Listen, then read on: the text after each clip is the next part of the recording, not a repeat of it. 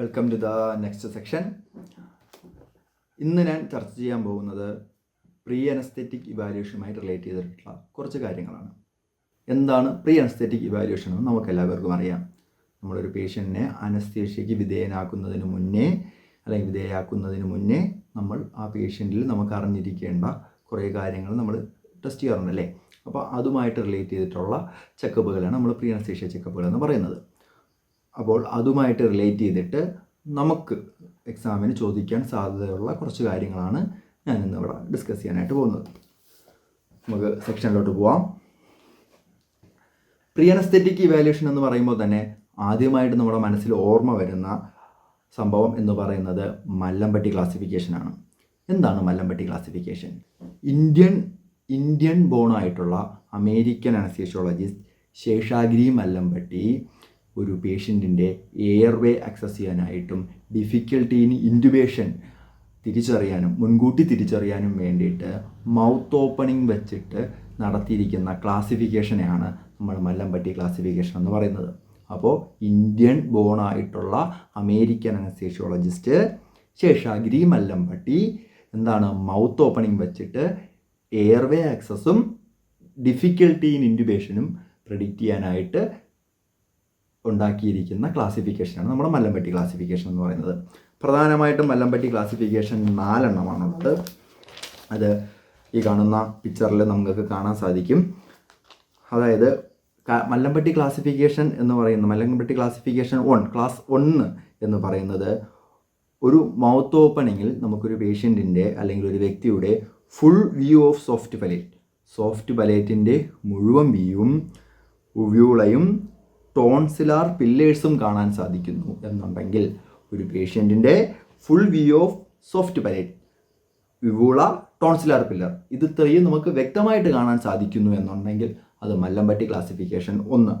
ഇനി അടുത്ത ഒരു പേഷ്യൻറ്റിൻ്റെ soft palate and upper part of uvula, soft പലേറ്റും അപ്പർ പാർട്ട് ഓഫ് വിവൂളയും മാത്രമാണ് നമുക്ക് കാണാൻ സാധിക്കുന്നത് എന്നുണ്ടെങ്കിൽ അത് മല്ലമ്പട്ടി ക്ലാസിഫിക്കേഷൻ 2. അടുത്ത മല്ലമ്പട്ടി ക്ലാസിഫിക്കേഷൻ 3 ആണെന്നുണ്ടെങ്കിൽ നമുക്ക് ഒരു പേഷ്യൻറ്റിൻ്റെ മൗത്ത് ഓപ്പണിങ്ങിൽ പേഷ്യൻറ്റിൻ്റെ സോഫ്റ്റ് പലേറ്റ് മാത്രമേ കാണാൻ സാധിക്കൂ. സോഫ്റ്റ് പലേറ്റ് മാത്രം കാണാൻ സാധിക്കുന്നു എന്നുണ്ടെങ്കിൽ മല്ലമ്പട്ടി 3. ഇനി ഒരു പേഷ്യൻറ്റിൻ്റെ ഹാർഡ് പലേറ്റ് മാത്രമാണ് കാണാൻ സാധിക്കുന്നത് എന്നുണ്ടെങ്കിൽ അത് മല്ലമ്പട്ടി ക്ലാസിഫിക്കേഷൻ 4. അങ്ങനെ 4 തരത്തിലുള്ള മല്ലമ്പട്ടി ക്ലാസിഫിക്കേഷനാണ് നമുക്കുള്ളത്. ഇനി ഡിഫിക്കൽട്ടി ഇൻ ലാരിഞ്ചോസ്കോപ്പി എന്താണ് മല്ലമ്പട്ടി ക്ലാസിഫിക്കേഷൻ എന്ന് പറയുന്നത്? ഡിഫിക്കൽട്ടി ഇൻ ലാരിഞ്ചോസ്കോപ്പി മല്ലമ്പട്ടി ക്ലാസിഫിക്കേഷനിൽ നമുക്ക് നല്ല ആക്യുറസി കിട്ടും. അതായത് ഏകദേശം നല്ല ആക്യുറസിയോടുകൂടി തന്നെ നമുക്ക് ഡിഫിക്കൽട്ടി ഇൻ ലാരിഞ്ചോസ്കോപ്പി മല്ലമ്പട്ടി ക്ലാസിഫിക്കേഷൻ വെച്ചിട്ട് നമുക്ക് മനസ്സിലാക്കാൻ സാധിക്കും. അതുപോലെ തന്നെ ഡിഫിക്കൽട്ടി ഇൻ ഇൻറ്റുബേഷനും നമുക്ക് നല്ല ആക്യുറസിയിൽ നേരത്തെ തന്നെ തിരിച്ചറിയാൻ മല്ലമ്പട്ടി ക്ലാസിഫിക്കേഷൻ വെച്ചിട്ട് നമുക്ക് തിരിച്ചറിയാൻ സാധിക്കും. എന്നാൽ ഡിഫിക്കൽട്ടി ഇൻ മാസ്ക് വെന്റിലേഷൻ നമുക്ക് അത്രയും ആക്യുറസിയോടുകൂടി പൂർ പ്രഡിക്ഷനാണ്, നമുക്ക് അത്രയും ഉറപ്പായിട്ട് നമുക്ക് മല്ലമ്പട്ടി ക്ലാസിഫിക്കേഷൻ വെച്ചിട്ട് തിരിച്ചറിയാൻ സാധിക്കില്ല. പക്ഷേ ക്ലാസ് 3യും ക്ലാസ് 4ഉം പ്രധാനമായിട്ടും മാസ്ക് വെന്റിലേഷൻ ഡിഫിക്കൽട്ടായിട്ടാണ് എന്ത് ചെയ്യുന്നത് നമ്മൾ കണക്കാക്കുന്നത്. അപ്പോൾ മല്ലമ്പട്ടി ക്ലാസിഫിക്കേഷൻ നമുക്ക് പറഞ്ഞു എയർവേ ആക്സസിനും ഡിഫിക്കൽട്ടി ഇൻ ഇൻറ്റുബേഷൻ പ്രെഡിക്റ്റ് ചെയ്യാനും വേണ്ടിയിട്ടാണ് ഉപയോഗിക്കുന്നതെന്ന് പറഞ്ഞു. അതുമായിട്ട് ബന്ധപ്പെട്ട് ഡിഫിക്കൽട്ടി ഇൻ ഇൻറ്റുബേഷൻ നമുക്ക് മുൻകൂട്ടി തിരിച്ചറിയാനായിട്ട് ഉള്ള മറ്റു ചില കാര്യങ്ങൾ കൂടി ഞാൻ നിങ്ങൾക്കിവിടെ പറഞ്ഞു തരാം. ഒന്ന്, നമ്മുടെ ഹെഡ് മാക്സിമം എക്സ്റ്റെൻഡ് ചെയ്ത് വെച്ചിരിക്കുന്ന സമയത്ത് ഈ തൈറോമെൻ്റൽ ഡിസ്റ്റൻസ് 6.5 mm കുറവാണെങ്കിൽ ഡിഫിക്കൽട്ടി ഇൻറ്റുബേഷൻ ആവാനുള്ള സാധ്യത കൂടുതലാണ്. അപ്പോൾ നെക്ക് പരമാവധി എക്സിറ്റ് ചെയ്യുമ്പോൾ തൈറോമെൻ്റൽ ഡിസ്റ്റൻസ് എന്ന് പറയുന്നത് 6.5 mm കുറവാണെങ്കിൽ ഡിഫിക്കൽട്ടി ഇൻറ്റുബേഷൻ ആവാനുള്ള സാധ്യത കൂടുതലാണ്. അതുപോലെ തന്നെ sternomental distance 12 centimetre with head in maximum എക്സ്റ്റൻഷനിൽ സ്റ്റേണോമെൻ്റൽ ഡിസ്റ്റൻസ് എന്ന് പറയുന്നത് 12 സെൻറ്റിമീറ്ററിൽ കുറവാണെങ്കിലും ഡിഫിക്കൽട്ട് ഇൻറ്റുബേഷൻ ആവാനുള്ള സാധ്യത കൂടുതലാണ്. അടുത്ത increased neck circumference greater than 17 inches in men or 16 inches in women. Increased in neck circumference. നെക്കിൻ്റെ കഴുത്തിൻ്റെ ചുറ്റളവ് എന്ന് പറയുന്നത് 17 ഇഞ്ചിൽ കൂടുതലാണ്, അല്ലെങ്കിൽ ഫീമെയിലാണെങ്കിൽ 16 ഇഞ്ചിൽ കൂടുതലാണ് എന്നുണ്ടെങ്കിൽ അത് ഡിഫിക്കൽട്ട് ഇൻറ്റുബേഷനുള്ള സാധ്യതയായിട്ട് നമുക്ക് കാണാം. അത് അടുത്ത ഒരു ഡിഫിക്കൽട്ട് ഇൻറ്റുബേഷൻ നമുക്ക് പ്രെഡിക്റ്റ് ചെയ്യാനായിട്ട് ഐഡൻറ്റിഫൈ ചെയ്യാനായിട്ടുള്ള ഒരു വഴി എന്ന് പറയുന്നത് നമുക്ക് അപ്പർ ലിപ്പ് ബൈറ്റ് ടെസ്റ്റാണ്. അപ്പർ ലിപ്പ് ബൈറ്റ് ടെസ്റ്റ് നമ്മുടെ ലോവർ മാൻഡിബിൾ വച്ചിട്ട് എന്ത് ചെയ്യണം, നമ്മുടെ ടീത്തിൻ്റെ അപ്പർ പാർട്ട് നമുക്ക് മുകളിൽ എത്താൻ സാധിക്കുന്നില്ല, അപ്പർ ബൈറ്റ് ചെയ്യാൻ സാധിക്കുന്നില്ല എന്നുണ്ടെങ്കിലും നമുക്കതൊരു ഡിഫിക്കൽട്ടി ഇൻ ഇൻറ്റുബേഷനായിട്ട് എന്ത് ചെയ്യാൻ പറ്റും, കാണാനായിട്ട് സാധിക്കും. ഓക്കെ, അപ്പോൾ മല്ലമ്പട്ടി റിലേറ്റ് ചെയ്തിട്ട് ഡിഫിക്കൽട്ടി ഇൻ ഇൻറ്റുബേഷൻ, ഈ 2 ടോപ്പിക്കാണ് നമ്മളിപ്പോൾ ഇവിടെ പറഞ്ഞിരിക്കുന്നത്. അപ്പോൾ നമുക്ക് അടുത്ത സ്മോക്കിംഗ് എന്ന് പറയുന്ന സെക്ഷനിലേക്ക് പോകാം. അപ്പോൾ നമുക്ക് എല്ലാവർക്കും അറിയാം, സ്മോക്കിംഗ് എന്ന് പറയുന്നത് അനസ്തീഷ്യയുടെ ഏറ്റവും മേജറായിട്ടുള്ളൊരു കോൺട്രാ ഇൻഡിക്കേഷനാണ്. അനസ്തീഷ്യ കൊടുക്കുന്ന എല്ലാ പേഷ്യൻറ്റും നമ്മൾ ചോദിക്കാറുള്ളതാണ് സ്മോക്കിങ്ങിനെ പറ്റി. എന്താണ് സ്മോക്കിംഗ് ഉണ്ടാക്കുന്ന പ്രശ്നങ്ങൾ, അല്ലെങ്കിൽ സ്മോക്കിംഗ് എത്ര നാൾ മുമ്പ് സ്റ്റോപ്പ് ചെയ്യണം എന്നുള്ള കാര്യങ്ങളാണ്. സ്മോക്കിംഗ് എപ്പോഴും ചെയ്യുന്ന ഒരു പേഷ്യൻറ്റിൻ്റെ ലങ്സ് ബാഡ് ആവാൻ, ക്രോണിക് ലങ് ഡിസീസ് CLDക്കുള്ള സാധ്യത വളരെയധികം കൂടുതലാണ്. അതിൻ്റെ പ്രധാന കാരണങ്ങൾ നമുക്ക് നോക്കാം. സ്മോക്കിംഗ് എപ്പോഴും നമുക്ക് സ്മോക്ക് ചെയ്യുമ്പോൾ നമ്മൾ അകത്തേക്ക് ഇടുന്നത് കാർബൺ മോണോക്സൈഡാണ്. അപ്പോൾ കാർബൺ മോണോക്സൈഡ് നമ്മുടെ ഹീമോഗ്ലോബിനുമായിട്ട് ചേർന്നിട്ട് കാർബോക്സി ഹീമോഗ്ലോബിൻ ഉണ്ടാവും. അപ്പോൾ കാർബൺ മോണോക്സൈഡ് ഉള്ള ഹീമോഗ്ലോബിൻ നമ്മൾ പറയുന്ന പേരാണ് കാർബോക്സി ഹീമോഗ്ലോബിൻ. ഈ ഹീമോഗ്ലോബിൻ കാർബൺ മോണോക്സൈഡ് കൂടെ ഉണ്ടെങ്കിൽ ഓക്സിജനെ റിലീസ് ചെയ്യാനായിട്ട് എന്ത് ചെയ്യും, ഒരു വിമുഖത കാണിക്കും. അപ്പോൾ അങ്ങനെ വരുമ്പോഴത്തേക്ക് ആവശ്യത്തിന് ഓക്സിജൻ കിട്ടാതെ വരും, അതൊരു പ്രധാന കാരണം. പിന്നെ കൂടാതെ ഈ സ്മോക്കിംഗ് ഒരാളുടെ സീലിയറി ഫങ്ഷൻസിനെ എന്ത് ചെയ്യും, ഡിക്രീസ് ചെയ്യും. ആൻഡ് സ്പ്യൂട്ടം പ്രൊഡക്ഷൻ എപ്പോഴും സ്പ്യൂട്ടം പ്രൊഡക്ഷൻ എപ്പോഴും സ്മോക്കേഴ്സിന് കൂടുതലായിരിക്കും. As well as cause stimulation of the cardios. കൂടാതെ സ്മോക്കിംഗ് നമ്മുടെ കാർഡിയോവാസ്കുലാർ സിസ്റ്റത്തിനെ സ്റ്റിമുലേറ്റ് ചെയ്യുകയും ചെയ്യും. Secondary to nicotine. ഒന്നാമത് നിക്കോട്ടിൻ പ്രശ്നം. അപ്പോൾ ഇത്തരം പ്രധാനപ്പെട്ട കുറച്ച് പ്രശ്നങ്ങളാണ് നമുക്ക് സ്മോക്കിങ്ങുമായിട്ട് റിലേറ്റ് ചെയ്ത് വരുന്നത്. അപ്പോൾ സ്മോക്കിംഗ് എത്ര നാൾ മുമ്പ് നിർത്തണം എന്നുള്ളതിൻ്റെ അതുമായിട്ട് ബന്ധപ്പെട്ട് എന്തൊക്കെ പ്രശ്നങ്ങളാണ് ഉണ്ടാകുന്നത്, സ്മോക്കിംഗ് നിർത്തുമ്പോൾ ഒരു പേഷ്യൻറ്റിൽ ഉണ്ടാകുന്ന മാറ്റങ്ങൾ എന്തൊക്കെയാണെന്നുള്ളതാണ് അടുത്ത കാണിക്കാൻ പോകുന്നത്. ഞാൻ നിങ്ങൾക്ക് കാണിക്കാൻ പോകുന്നത് ഒരു ചാർട്ടാണ്. സ്മോക്കിംഗ് ഒരു അനസ്തേഷ്യയ്ക്ക് വരുന്ന പേഷ്യൻ്റ് സ്മോക്കിംഗ് 12 മുതൽ 24 മണിക്കൂർ വരെ മുന്നേ, അതായത് 1 മുതൽ 2 ദിവസം മുന്നേ വരെയാണ് നടത്തിയിരിക്കുന്നത് എന്നുണ്ടെങ്കിൽ ആ പേഷ്യൻറ്റിൻ്റെ കാർബൺ മോണോക്സൈഡ് ലെവൽ കുറയുകയും കൂടാതെ നിക്കോട്ടിൻ്റെ ലെവൽ കുറയുകയും ചെയ്യും. പേഷ്യൻ്റെ ശരീരത്തിലുള്ള കാർബൺ മോണോക്സൈഡിൻ്റെയും നിക്കോട്ടിൻ്റെയും ലെവൽ താഴും. ഇനി അത് 48 to 72 അവേഴ്സ് മുന്നേ ആണ് നിർത്തിയിരിക്കുന്നത്, 48 to 72 അവേഴ്സ് ബിഫോറാണ് നിർത്തിയിരിക്കുന്നതെങ്കിൽ കാർബോക്സി ഹീമോഗ്ലോബിൻ അതാണ് COHB എന്ന് എഴുതിയിരിക്കുന്ന കാർബോക്സി ഹീമോഗ്ലോബിൻ എന്ത് ചെയ്യും, നോർമലാവും. നമ്മുടെ ശരീരത്തിലുള്ള കാർബോക്സി ഹീമോഗ്ലോബിൻ നോർമലാവും. ഇനി സ്മോക്കിംഗ് 1 to 2 വീക്സ് ബിഫോർ നമ്മൾ സ്റ്റോപ്പ് ചെയ്ത് കഴിഞ്ഞാൽ ഡിക്രീസ് സ്പ്യൂട്ടം പ്രൊഡക്ഷൻ എന്ത് ചെയ്യും, കുറയും. അത് കഴിഞ്ഞ് 4 to 6 വീക്സ് 4 മുതൽ 6 ആഴ്ച വരെ മുന്നെയാണ് നമ്മളൊരു സ്മോക്കിംഗ് നിർത്തുന്നത് എന്നുണ്ടെങ്കിൽ പേഷ്യൻറ്റിൻ്റെ PFT ഇമ്പ്രൂവ് ആവും. PFT പൾമണറി ഫങ്ഷൻ ടെസ്റ്റുകൾ എന്ത് ചെയ്യും, ഇമ്പ്രൂവ് ആയിട്ട് വരും. ഇനി 6 to 8 വീക്സ് ബിഫോർ ആണെങ്കിൽ നോർമലൈസേഷൻ ഓഫ് ഇമ്മ്യൂൺ ഫങ്ഷൻ, പേഷ്യൻറ്റിൻ്റെ ഇമ്മ്യൂൺ ഫങ്ഷൻ നോർമലൈസ് ആവുകയും decrease postoperative pulmonary complication, postoperative surgery കഴിഞ്ഞിട്ട് ഉള്ള പേഷ്യൻറ്റിൻ്റെ പൾമണറി കോംപ്ലിക്കേഷൻസ് എന്ത് ചെയ്യും, കുറയുകയും ചെയ്യും. 6 to 8 വീക്സ്, 6 months ബിഫോറാണ്, ഒരു 6 മാസം മുന്നെയാണ്, 6 months ബിഫോറാണ് സ്മോക്കിംഗ് നിർത്തുന്നത് എന്നുണ്ടെങ്കിൽ risk similar to that of non smokers. ഒരു നോൺ സ്മോക്കർ പോലെ എന്തായിരിക്കും, റിസ്ക് കുറവായിരിക്കും. ഇതിൽ ഒരു പേഷ്യൻ്റ് അനസ്തീഷ്യയ്ക്ക് വിധേയനാകുന്നതിന് മുന്നേ എത്ര നാൾ മുന്നേ സ്മോക്കിംഗ് നിർത്തണം, പൂർണ്ണമായും ഒഴിവാക്കണം എന്ന് ചോദിച്ചു കഴിഞ്ഞാൽ ഇതിൽ ഏറ്റവും അനുയോജ്യമായ ആൻസർ 6 to 8 വീക്സ് ആണ്. അപ്പോൾ ഒരു അനസ്തീഷ്യയ്ക്ക് വരുന്നതിന് മുന്നേ 6 മുതൽ 8 വീക്സ്, ആഴ്ചയ്ക്ക് മുന്നേ പേഷ്യൻ്റ് പൂർണ്ണമായും സ്മോക്കിംഗ് ഒഴിവാക്കിയിരിക്കണം. ഇല്ല എന്നുണ്ടെങ്കിൽ അതിൻ്റേതായിട്ടുള്ള കോംപ്ലിക്കേഷൻസ് ഉണ്ടാകാനുള്ള സാധ്യത വളരെയധികം കൂടുതലാണ്. അപ്പോൾ നമുക്ക് അടുത്ത ടോപ്പിക്കിലോട്ട് പോവാം. പ്രീ അനസ്തറ്റിക് ഇവാലുവേഷൻ എന്ന് പറയുമ്പോൾ മല്ലമ്പട്ടി പോലെ തന്നെ നമുക്ക് പെട്ടെന്ന് ഓർമ്മ വരുന്ന ഒരു സെക്ഷനാണ് ASA gradient, American society of അനസ്തേഷ്യോളജിസ്റ്റിൻ്റെ ഫിസിക്കൽ സ്റ്റാറ്റസ് ക്ലാസിഫിക്കേഷൻ സിസ്റ്റം. അതാണ് ASA ഗ്രേഡിയൻറ്റ്. അപ്പോൾ നമുക്ക് ASA ഗ്രേഡിയൻറ്റ് എന്താണെന്ന് നോക്കാം. ASA ഗ്രേഡിയൻറ്റ് പ്രധാനമായിട്ടും 6 എണ്ണമാണുള്ളത്. ഓരോന്നും എന്തൊക്കെയാണെന്ന് നമുക്ക് ഡീറ്റെയിൽ ആയിട്ട് നോക്കാം. ASA PS1. ASA PS1 എന്താണെന്ന് ചോദിച്ചു കഴിഞ്ഞാൽ എ നോർമൽ ഹെൽത്തി പേഷ്യൻറ്റ്, സാധാരണയുള്ള ഒരു ഹെൽത്തി ആയിട്ടുള്ള പേഷ്യൻറ്റിന് നമ്മൾ കൊടുക്കുന്ന ഫിസിക്കൽ സ്റ്റാറ്റസ് ക്ലാസിഫിക്കേഷനാണ് ASA PS1. ASA PS1.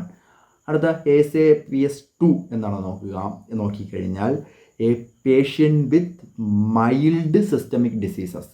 ഒരു പേഷ്യൻറ്റിന് എന്താണ്, ചെറിയ systemic diseases, mild systemic diseases. ഒരു പേഷ്യൻറ്റിന് ഇപ്പോൾ നമ്മുടെ തൈറോയ്ഡ് പോലെയൊക്കെയുള്ള മൈൽഡ് സിസ്റ്റമിക് ഡിസീസ് ആണെന്നുണ്ടെങ്കിൽ അതിനെ നമ്മൾ പേഷ്യൻറ്റ് വിത്ത് മൈൽഡ് സിസ്റ്റമിക് ഡിസീസിനെയാണ് നമ്മൾ ASA PS2 എന്ന് പറയുന്നത്.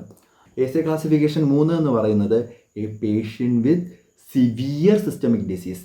A patient with severe systemic diseases, അതിനാണ് നമ്മൾ ASA 3 എന്ന് പറയുന്നത്.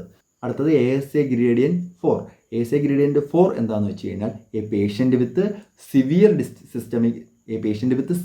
Systemic disease that is constant threat to life. അതായത് ഒരു സിവിയർ സിസ്റ്റമിക് ഡിസീസുള്ള പേഷ്യൻ്റ്, ആ സിവിയർ സിസ്റ്റമിക് ഡിസീസ് ആ പേഷ്യൻ്റെ ജീവന് ത്രെട്ടാണ്, ഭീഷണിയാണ്. അങ്ങനെയുള്ള തരത്തിലുള്ള സിവിയർ സിസ്റ്റമിക് ഡിസീസ് ആണെങ്കിൽ ASA ഗ്രേഡിയൻറ്റ് 4 എന്ന് നമുക്ക് പറയാം. അടുത്ത് നമുക്ക് ASA ഗ്രേഡിയൻറ്റ് 5 എന്താണെന്ന് നോക്കാം. ASA gradient 5 that is a moribund patient who is not expected to survive without the operation. അതായത് ഒരു മരണത്തിലേക്ക് പോകുന്ന പേഷ്യൻ്റ് ഈ സർജറി ചെയ്തില്ല എന്നുണ്ടെങ്കിൽ രക്ഷപ്പെടാനുള്ള സാധ്യതയില്ല എന്നുള്ള കണ്ടീഷനിലാണ് നമ്മളൊരു പേഷ്യൻറ്റിനെ സർജറിക്ക് കൊണ്ടുവരുന്നതെങ്കിൽ ആ പേഷ്യൻ്റെ ഫിസിക്കൽ സ്റ്റാറ്റസ് ASA ഗ്രേഡിയൻറ്റ് 5 ആണ്. അതായത് നമുക്കൊരു ലൈഫ് സേവിങ് സർജറി എന്നൊക്കെ വേണമെങ്കിൽ പറയാം. അങ്ങനെയുള്ള കണ്ടീഷനെയാണ് നമ്മൾ ASA ഗ്രേഡിയൻറ്റ് 5 എന്ന് പറയുന്നത്.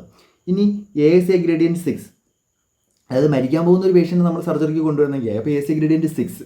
പല ആൾക്കാർക്കും ASA ഗ്രേഡിയൻറ്റ് 6 ഉള്ളതായിട്ട് അറിയില്ല, കാരണം അത് ഈ ഇടയ്ക്ക് ആഡ് ചെയ്തതാണ്. മുന്നേ വരെ ASA ഗ്രേഡിയൻറ്റ് 5 വരെ ഉള്ളായിരുന്നു.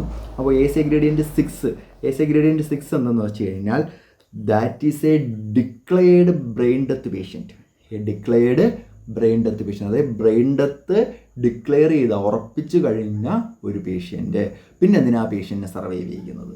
ആ പേഷ്യൻറ്റ് പിന്നെ എന്തിനാ ഒരു ഓപ്പറേഷൻ എന്നല്ലേ നമുക്ക് നോക്കാം. A declared brain death patient whose organs are being removed for donor purpose.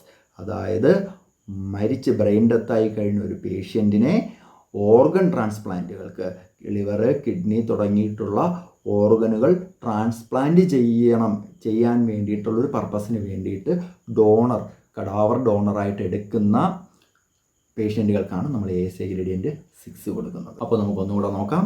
ASA 1 normal healthy patient, ASA 2 patient with mild systemic diseases, ASA 3 patient with severe systemic diseases, ASA 4 patient with severe systemic diseases that is a constant threat to life, and ASA 4 moribund patient who is not expected to survive without the operation, and that's ASA gradient 6, that is a declared brain death patient whose organs are being removed for donor purpose. Then we are going to the next section, NPO, nil per orally. ഒരു പേഷ്യൻറ്റിൻ്റെ അനസ്തീഷ്യയ്ക്ക് വരുന്ന ഒരു പേഷ്യൻറ്റിൻ്റെ fasting കാര്യങ്ങളെ പറ്റിയാണ് നമ്മൾ അടുത്തത് നോക്കാൻ പോകുന്നത്. ഒരു പേഷ്യൻ്റ് എങ്ങനെയെല്ലാം ഫാസ്റ്റിംഗ് എടുക്കണം, കഴിക്കേണ്ട ഭക്ഷണങ്ങൾ, അതുമായിട്ട് റിലേറ്റ് ചെയ്തിട്ടുള്ള ഫാസ്റ്റിംഗ് ടൈമിംഗ് ആണ് നമ്മളടുത്ത് പ്രധാനമായിട്ടും പറയാൻ പോകുന്നത്. ഒരു അഡൾട്ടിൻ്റെ ഫാസ്റ്റിംഗ് പീരീഡ് എന്ന് പറയുന്നത് liquids and semi solid food, liquid and semi solid food ആണെങ്കിൽ ആ പേഷ്യൻറ്റിന് മിനിമം 6 മണിക്കൂർ ഫാസ്റ്റിംഗ് ഉണ്ടായിരിക്കണം. ലാസ്റ്റ് മീൽ എന്ന് പറയുന്നത് ആ പേഷ്യൻ്റ് അവസാനം കഴിച്ച ഭക്ഷണം ലിക്വിഡ് ആൻഡ് സെമി സോളിഡ് ഫുഡാണ് എന്നുണ്ടെങ്കിൽ ആ പേഷ്യൻറ്റിന് 6 മണിക്കൂർ പൂർണ്ണമായിട്ടും ദഹിച്ച് വയർ എം ടി ആവണമെന്നുണ്ടെങ്കിൽ മിനിമം 6 മണിക്കൂർ വേണം. അത് കഴിഞ്ഞിട്ട് ആ പേഷ്യൻ്റ് ഒരു ഫ്രൈഡ് ഫുഡുകളാണോ അല്ലെങ്കിൽ ഫാറ്റി ആയിട്ടുള്ള ഫുഡുകളാണ് കഴിച്ചിരിക്കുന്നതെങ്കിൽ മിനിമം ഏറ്റവും കുറഞ്ഞത് ആ പേഷ്യൻറ്റിന് 8 മണിക്കൂർ എങ്കിലും ഫാസ്റ്റിംഗ് ഉണ്ടായിരിക്കണം. അതിൻ്റെ കാര്യമാണ്. അടുത്തതൊരു നിയോനാറ്റ് അല്ലെങ്കിൽ ഒരു ഇൻഫൻറ്റ് ആണെന്നുണ്ടെങ്കിൽ എങ്ങനെയാണ് ഫാസ്റ്റിംഗ് എന്ന് നോക്കാം. ഒരു solid formula feed or cow milk. അപ്പോൾ ഒരു നിയോനാറ്റ് അല്ലെങ്കിൽ ഇൻഫൻറ്റ് കഴിച്ചിരിക്കുന്ന അവസാനത്തെ ഭക്ഷണം എന്ന് പറയുന്നത് കൗ മിൽക്ക് അല്ലെങ്കിൽ എന്തെങ്കിലും സോളിഡ്സ് അല്ലെങ്കിൽ ഫോർമുല ഫീഡ്സ് ഒക്കെ ആണെങ്കിൽ 6 മണിക്കൂർ ഫാസ്റ്റിങ്ങും, അല്ല ബ്രസ്റ്റ് മിൽക്കാണ് കഴിച്ചിരിക്കുന്നതെങ്കിൽ 4 മണിക്കൂർ ഫാസ്റ്റിങ്ങും ഉണ്ടാവണം. അടുത്തത് 1 വയസ്സ് കഴിഞ്ഞിട്ടുള്ള എല്ലാ ആൾക്കാരുടെയും ഫാസ്റ്റിംഗ് ആണ് നമ്മൾ അടുത്ത് നോക്കാൻ പോകുന്നത്. അങ്ങനെയാണെങ്കിൽ ക്ലിയർ ഫ്ലൂയിഡാണ് കഴിച്ചിരിക്കുന്നതെങ്കിൽ മിനിമം 2 മണിക്കൂർ ഫാസ്റ്റിംഗ് ഉണ്ടാവണം. ബ്രസ്റ്റ് മിൽക്കാണെങ്കിൽ നമ്മൾ നേരത്തെ പറഞ്ഞതുപോലെ തന്നെയാണ് 4 മണിക്കൂർ ഫാസ്റ്റിംഗ് ഉണ്ടാവണം. അനസ്തീഷ്യയ്ക്ക് എടുക്കുന്നതിന് 4 മണിക്കൂർ മുമ്പായിരിക്കണം ബ്രസ്റ്റ് മിൽക്കാണെങ്കിൽ കഴിച്ചിരിക്കേണ്ടത്, 4 മണിക്കൂർ മുന്നേ ആയിരിക്കണം. ലൈറ്റ് മീൽ, ചെറിയ ആഹാരങ്ങൾ, സെമി സോളിഡ് ആയിട്ടുള്ള ലൈറ്റ് മീലാണ് കഴിച്ചിരിക്കുന്നതെങ്കിൽ 6 മണിക്കൂറിന് ശേഷം മാത്രമേ നമുക്കൊരു പേഷ്യൻ്റ് അനസ്തീഷ്യയ്ക്ക് വിധേയനാക്കാൻ, നോർമലി എലക്റ്റീവ് ആയിട്ടുള്ള അല്ലെങ്കിൽ സെമി എമർജൻസി പോലുള്ള സംഭവങ്ങളിൽ നമുക്ക് വെയിറ്റ് ചെയ്യാൻ സാധിക്കുന്നതാണെങ്കിൽ 6 മണിക്കൂർ. അത് കഴിഞ്ഞിട്ട് നമ്മൾ നേരത്തെ പറഞ്ഞ കണക്ക് ജങ്ക് ഫുഡ്, ഫാറ്റി ഫുഡ് അല്ലെങ്കിൽ ഫ്രൈഡ് പോലുള്ള സാധനങ്ങളാണ് കഴിച്ചിരിക്കുന്നതെങ്കിൽ മിനിമം 8 മണിക്കൂർ ഫാസ്റ്റിങ് നമുക്ക് ഒരു പേഷ്യൻറ്റിന് ഉണ്ടാവണം. ഓക്കെ, ഇതിൽ ചെറിയൊരു മാറ്റമുള്ളത് എന്തെന്ന് വെച്ച് കഴിഞ്ഞാൽ റീസെൻ്റായിട്ട് നടത്തിയ കുറച്ച് സ്റ്റഡീസിൽ, പ്രത്യേകിച്ച് പീഡിയാട്രിക്സിൽ ക്ലിയർ ഫ്ലൂയിഡാണ് കഴിച്ചിരിക്കുന്നതെന്നുണ്ടെങ്കിൽ 1 hour NBO മതിയാകും എന്ന് സിഗ്നിഫിക്കൻ്റായിട്ട് റീസെൻ്റിലായിട്ട് നടത്തിയ കുറച്ച് സ്റ്റഡീസിൽ തെളിയിച്ചിട്ടുണ്ട്. ഇനി നമ്മൾ കഴിച്ച ഭക്ഷണം ക്ലിയറായിട്ട് സ്പെസിഫൈ ചെയ്തിട്ടില്ല എന്നുണ്ടെങ്കിൽ മിനിമം 6 മണിക്കൂർ നമ്മൾ എന്ത് കൊടുക്കും, NBO കൊടുത്തിട്ടായിരിക്കും പേഷ്യൻറ്റിനെ അനസ്തീഷ്യയ്ക്ക് എടുക്കുന്നത്. അപ്പോൾ കഴിച്ച ഭക്ഷണം എന്താണെന്ന് ക്ലിയറായിട്ട് സ്പെസിഫൈ ചെയ്തിട്ടില്ല എന്നുണ്ടെങ്കിൽ 6 മണിക്കൂർ, ക്ലിയർ ഫ്ലൂയിഡ് ആണെങ്കിൽ 2 മണിക്കൂർ, ബ്രസ്റ്റ് മിൽക്ക് ആണെങ്കിൽ 4 മണിക്കൂർ, മീലാണെങ്കിൽ 6 മണിക്കൂർ, ഫ്രൈഡ് അല്ലെങ്കിൽ ഫാറ്റി ഫുഡുകളാണെങ്കിൽ 8 മണിക്കൂർ. ഇങ്ങനെയാണ് നമ്മുടെ ഫാസ്റ്റിംഗ് സ്റ്റാറ്റസ് വരുന്നത്. നെക്സ്റ്റ്, ഒരു അനസ്തീഷ്യയ്ക്ക് അല്ലെങ്കിൽ സർജറിക്ക് വരുന്ന പേഷ്യൻ്റ് അതിന് മുന്നേ കഴിച്ചുകൊണ്ടിരിക്കുന്ന മെഡിസിൻസ് എന്തെല്ലാം നിർത്തണം, എന്തെല്ലാം നിർത്തരുത്, നമ്മളെപ്പോഴും കേൾക്കാറുണ്ടല്ലേ. ഇങ്ങനെയുള്ള നമ്മുടെ നിത്യജീവിതത്തിൽ, മീൻസ് ആസ് എ പ്രൊഫഷണൽ നമ്മുടെ ലൈഫിൽ നമ്മളെപ്പോഴും കേൾക്കുന്ന സംഭവമാണ്. ഡ്രഗുകൾ ഏതെല്ലാം ഉപയോഗിക്കുന്നു, സ്ഥിരമായിട്ട് എടുക്കുന്നതുണ്ടോ, നിർത്തിയിട്ടുണ്ടോ, കണ്ടിന്യൂ ചെയ്തിട്ടുണ്ടോ എന്നുള്ള കാര്യങ്ങൾ. അപ്പോൾ നമുക്ക് നേരെ അതിലേക്ക് പോകാം. എന്തെല്ലാം ഡ്രഗുകളാണ് ഒരു അനസ്തീഷ്യയ്ക്ക് വരുന്നതിന് മുന്നേ നിർത്തരുത്, ഉറപ്പായും കഴിച്ചിട്ട് തന്നെ അനസ്തീഷ്യയ്ക്ക് വിധേയനാവണം. അത് റെഗുലർലി കഴിക്കുന്നത് പോലെ കഴിക്കണം എന്ന് പറയുന്ന ഡ്രഗുകൾ ഏതൊക്കെയാണെന്ന് ചോദിച്ചു കഴിഞ്ഞാൽ അതിൽ 1 ആൻറ്റി ഹൈപ്പർടെൻസീവ് മെഡിസിൻസ്, അടുത്ത 2 കാർഡിയാക് മെഡിക്കേഷൻസ്. കാർഡിയാക് മെഡിക്കേഷൻസുകളൊന്നും തന്നെ നമ്മൾ അനസ്തീഷ്യയ്ക്ക് മുന്നേ നിർത്തേണ്ടതിൻ്റെ ആവശ്യമില്ല. അത് കൂടുതൽ കോംപ്ലിക്കേഷൻസ് ഉണ്ടാവും. Like beta blocker, digoxin, statins തുടങ്ങിയിട്ടുള്ള കാർഡിയാക് മെഡിക്കേഷൻസ് നമ്മൾ ഉറപ്പായിട്ടും കണ്ടിന്യൂ ചെയ്തിരിക്കണം. അടുത്തത് antidepressants, anxiolytics and other psychiatric medications. ഇപ്പോൾ എന്തെങ്കിലും സൈക്യാട്രിക് മെഡിക്കേഷൻസ് കഴിക്കുന്നവരോ ആൻറ്റി ഡിപ്രസൻസ് എടുക്കുന്നവരോ ആങ്സിയോലൈറ്റിക് ഡ്രഗുകൾ എടുക്കുന്നതോ ആയിട്ടുള്ള ആൾക്കാർ ഉറപ്പായും ആ ഡ്രഗ് കഴിച്ചിട്ട് വേണം എന്ത് ചെയ്യാനായിട്ട്, അനസ്തീഷ്യയ്ക്ക് മുമ്പ് വരാനായിട്ട്. അത് നിർത്തേണ്ടതിൻ്റെ ആവശ്യം ഇല്ല. അടുത്തത് വരുന്നത് തൈറോയിഡ് മെഡിസിൻസ്. തൈറോയിഡിന് മരുന്ന് കഴിക്കുന്നവരും അത് ഉറപ്പായിട്ടും കഴിച്ചിട്ട് തന്നെ വരണം. അടുത്തത് ആൻറ്റി കൺവൾസൻറ്റ് ഡ്രഗുകളും നമ്മൾ എന്ത് ചെയ്യണം, കണ്ടിന്യൂ ചെയ്യാവുന്നതാണ്. ആസ്മ പോലുള്ള രോഗങ്ങൾക്ക് കഴിക്കുന്ന മരുന്നുകൾ, ഇൻഹേലർ പോലുള്ള സംഭവങ്ങൾ അല്ലെങ്കിൽ മെഡിക്കേഷൻസ് നമ്മൾ ഉറപ്പായും കണ്ടിന്യൂ ചെയ്തിരിക്കണം. അത് നിർത്തേണ്ടതിൻ്റെ ആവശ്യകത ഇല്ല, കോമൺലി നിർത്തേണ്ടതിൻ്റെ ആവശ്യകത ഇല്ല. അടുത്തത് സ്റ്റീറോയിഡ്. ഓറലി ആയിരുന്നാലും ഇൻഹെയിൽഡ് ആയിരുന്നാലും നമ്മൾ എടുക്കുന്ന ഓറലിയോ ഇൻഹെയിൽഡോ ആയിട്ട് നമ്മൾ എടുക്കുന്ന സ്റ്റീറോയിഡുകൾ നമുക്ക് അനസ്തേഷ്യയ്ക്ക് മുന്നേ കണ്ടിന്യൂ ചെയ്യാവുന്നതാണ്. ദെൻ വരുന്നത് ആസ്പിരിൻ. എല്ലാ ആസ്പിരിനും നമുക്ക് എന്ത് ചെയ്യാവുന്നതാണ്, കണ്ടിന്യൂ ചെയ്യാവുന്നതാണ്. ചില പ്രത്യേക സന്ദർഭങ്ങളിൽ ആസ്പിരിൻ നിർത്തേണ്ടിയും വരും. ഓക്കെ. അടുത്തത് എന്തൊക്കെ മരുന്നുകൾ നമ്മൾ നിർത്തണം, ഉറപ്പായും അനസ്തേഷ്യയ്ക്ക് വരുന്നതിന് മുന്നേ നമ്മൾ സ്റ്റോപ്പ് ചെയ്യേണ്ട മെഡിസിൻസ് ഏതൊക്കെയാണ്? ഒന്ന്, ഓറൽ ഹൈപ്പോഗ്ലൈസിമിക് ഏജൻസ്. ഹൈപ്പോഗ്ലൈസിമിക്ക് നമ്മൾ ഓറലി എടുക്കുന്ന മെഡിക്കേഷൻസ് നമ്മൾ എന്ത് ചെയ്യണം, ഉറപ്പായും അനസ്തേഷ്യയ്ക്ക് വരുന്നതിന് മുന്നേ അല്ലെങ്കിൽ സർജറിക്ക് മുന്നേ നമ്മൾ നിർത്തിയിരിക്കണം. അടുത്ത NSAID, non steroid anti inflammatory ഡ്രഗുകൾ എടുക്കുന്നവരാണെങ്കിൽ ഒരു 48 മണിക്കൂർ മുമ്പേ അത് നമ്മൾ സ്റ്റോപ്പ് ചെയ്തിരിക്കണം. വാർഫാരിൻ കഴിച്ചുകൊണ്ട് സ്ഥിരമായ വാർഫാരിൻ എടുക്കുന്ന ആൾക്കാർ ഒരു സർജറിക്ക് വിധേയനാകുന്നതിന് മുന്നേ 4 ദിവസം മുന്നേ വാർഫാരിൻ സ്റ്റോപ്പ് ചെയ്യേണ്ടതാണ്. മിനിമം 4 ദിവസം മുന്നേ വാർഫാരിൻ നിർത്തിയിരിക്കണം. ഇതിൽ കാട്രാക്ട് സർജറിക്ക്, ബുൾബാർ ബ്ലോക്ക് വെച്ചിട്ട് കാട്രാക്ട് സർജറിക്ക് വരുന്ന ആൾക്കാർക്ക് ഇത് ബാധകമല്ല, വാർഫാരിൻ കണ്ടിന്യൂ ചെയ്യാവുന്നതാണ്. അടുത്ത ലോ മോളിക്യുലാർ വെയ്റ്റ് ഹെപ്പാരിനുകൾ എടുക്കുന്ന ആൾക്കാർ 12 മണിക്കൂർ മുന്നേ, ലോ മോളിക്യുലാർ വെയ്റ്റ് ഹെപ്പാരിൻ 12 മണിക്കൂർ മുന്നേ നിർത്തിയിരിക്കണം. അടുത്തത് ഷോർട്ട് ആക്ടിങ് ഇൻസുലിനുകൾ എടുക്കുന്ന ആൾക്കാരും അനസ്തേഷ്യയ്ക്ക് വരുന്നതിന് മുമ്പ് അത് സ്റ്റോപ്പ് ചെയ്തിരിക്കണം. ഒരു കണ്ടിന്യൂസ് പമ്പ് വെച്ചിട്ട് ഇൻസുലിൻ എടുക്കുന്ന ആൾക്കാർക്ക് അത് എന്ത് ചെയ്യാവുന്നതാണ്, തുടരാവുന്നതാണ്. അല്ല സിംഗിൾ ഡോസായിട്ട് എടുത്തുകൊണ്ടിരിക്കുന്നവർ അത് ഷോർട്ട് ആക്ടിങ് ഇൻസുലിനുകൾ അവസാനത്തെ 1-2 സീക്വൻസ് നമുക്ക് സ്കിപ്പ് ചെയ്യേണ്ടതാണ്. അടുത്തത് ടൈനോപൈറിഡിനേസ്, അതായത് ക്ലോപ്പിഡോഗ്രൽ, ടൈക്ലോപ്പിഡിൻ തുടങ്ങിയിട്ടുള്ള ഡ്രഗുകൾ എടുക്കുന്ന ആൾക്കാരും ഇതെന്ത് ചെയ്തിരിക്കണം, നേരത്തെ നിർത്തിയിരിക്കണം. ഇതിലൊരു എക്സെപ്ഷൻ ഉള്ളതെന്ന് വെച്ച് കഴിഞ്ഞാൽ മെറ്റാലിക് അല്ലെങ്കിൽ ഡ്രഗ് ലൂറ്റിംഗ് സ്റ്റെൻ്റ് ഉള്ള കാറ്ററാക്ട് സർജറിക്ക് വരുന്ന പേഷ്യൻസ് ഇത് നിർത്തേണ്ടതിൻ്റെ ആവശ്യം ഇല്ല.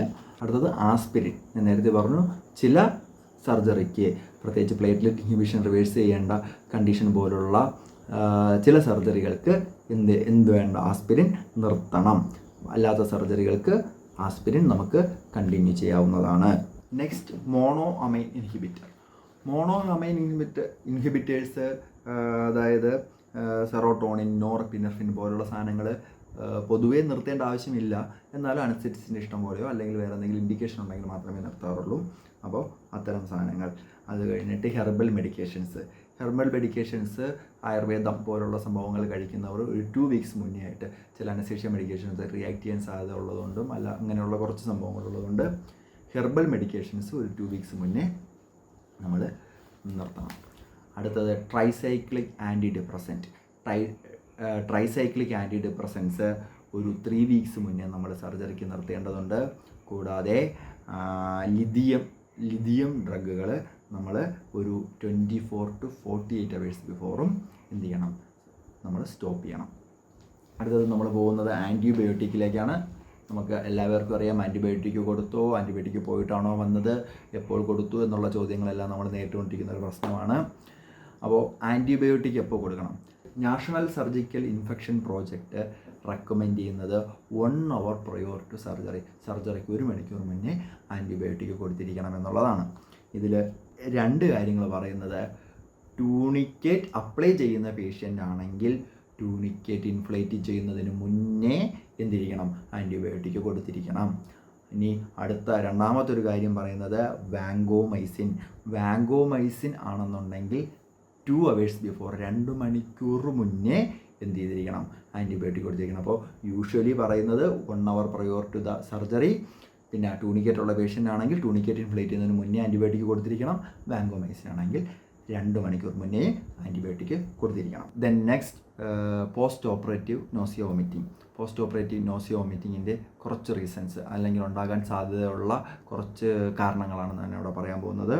ഒന്ന് ഫീമെയിൽ ജെൻഡറിന് ആസ് കമ്പയർ ടു മെയിൽ എന്ത് ചെയ്യാം, പോസ്റ്റ് ഓപ്പറേറ്റീവ് നോസിയ വോമിറ്റിംഗ് കൂടുതൽ ആവാനുള്ള സാധ്യത ഉണ്ട്.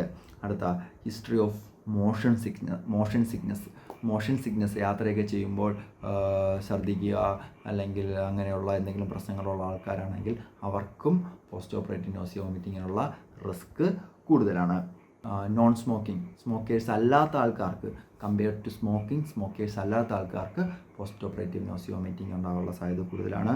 അടുത്ത യൂസസ് ഓഫ് ഒപ്പിയോയിഡ്സ് പെരി ഓപ്പറേറ്റീവിലി അല്ലെങ്കിൽ സർജറി സമയത്തോ സർജറി കഴിഞ്ഞിട്ട് പോസ്റ്റ് ഓപ്പറേറ്റീവിലോ കൊടുക്കുന്ന ഒപ്പിയോയിഡ്സ് നോസിയ വോമിറ്റിങ്ങിൻ്റെ റിസ്ക് ഇൻക്രീസ് ചെയ്യാനുള്ള സാധ്യതയുണ്ട്. The next point is glycosylated haemoglobin എന്താണെന്നല്ലേ, HbA1c, ഷുഗർ ഡയബറ്റീസ്. അപ്പോൾ ഹീമോഗ്ലോബിനിലെ ഗ്ലൂക്കോസിൻ്റെ അളവാണ് നമ്മൾ HbA1c എന്നുകൊണ്ട് ഉദ്ദേശിക്കുന്നത്. അതിൻ്റെ നോർമൽ വാല്യൂ എന്ന് പറയുന്നത് <5 years ആണെങ്കിൽ 7 to 9%, <5 years ആണെങ്കിൽ 7 to 9%, <5 years ആണെങ്കിൽ 6 to 8%. അത് HbA1c അതായത് ഗ്ലൈക്കോസിലേറ്റഡ് ഹീമോഗ്ലോബിൻ എന്ന് പറയുന്നത് 5 years 5 വയസ്സിൽ താഴെയുള്ള ആൾക്കാരാണെങ്കിൽ 7 to 9%, 5 വയസ്സിൽ കൂടുതലുള്ള ആൾക്കാരാണെങ്കിൽ 6 to 8%. നെക്സ്റ്റ് ഒരു പോയിന്റോട് കൂടി നമുക്ക് ഇന്നത്തെ സെക്ഷനോട് അവസാനിപ്പിക്കാം. 38.5 degree സെൽഷ്യസിന് മേളിൽ ഫീവർ ഉള്ള പേഷ്യൻ്റ് ആണെങ്കിലോ വീസിംഗ് ഉള്ള പേഷ്യൻ്റൊക്കെ ആണെങ്കിൽ നമ്മൾ എന്ത് ചെയ്യും, നല്ല വീസിംഗ് ഒക്കെ ഉള്ള പേഷ്യൻ്റാണ് അല്ലെങ്കിൽ റെസ്പിറേറ്ററി ട്രാക്ട് ഇൻഫെക്ഷൻ ഒക്കെ ഉള്ള പേഷ്യൻ്റ് ആണെങ്കിൽ നമ്മൾ പ്രധാനമായിട്ടും സർജറികൾ റീഷെഡ്യൂൾ ചെയ്യാറുണ്ട്. പ്രത്യേകിച്ച് പീഡിയാട്രിക് കേസുകൾ പോലുള്ള സംഭവങ്ങളിലെല്ലാം, ജനറൽ അനസ്തീഷ്യ കൊടുക്കേണ്ട കേസുകളിലെല്ലാം നമ്മൾ ഇങ്ങനെയുള്ള സിറ്റുവേഷനിൽ എന്ത് ചെയ്യാറുണ്ട്, സർജറികൾ റീഷെഡ്യൂൾ ചെയ്യാറുണ്ട്.